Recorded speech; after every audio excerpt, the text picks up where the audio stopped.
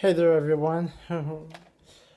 I'm doing target practice for my new Nerf gun, the strong arm.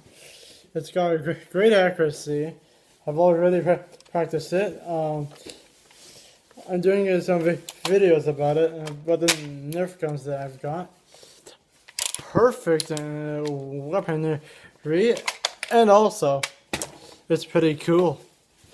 So, yeah,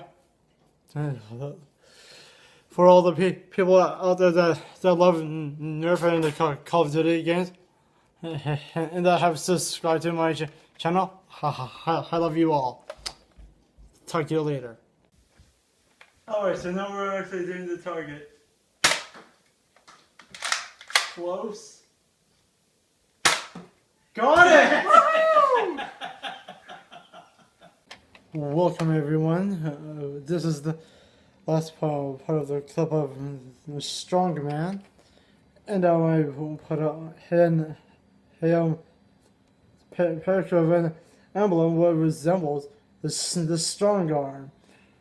Strong's arm is a pretty good gun, and it's a ninja, which is pretty awesome. Ninjas are pretty good emblem for it, so yeah, here we are. Alright, catch you guys later.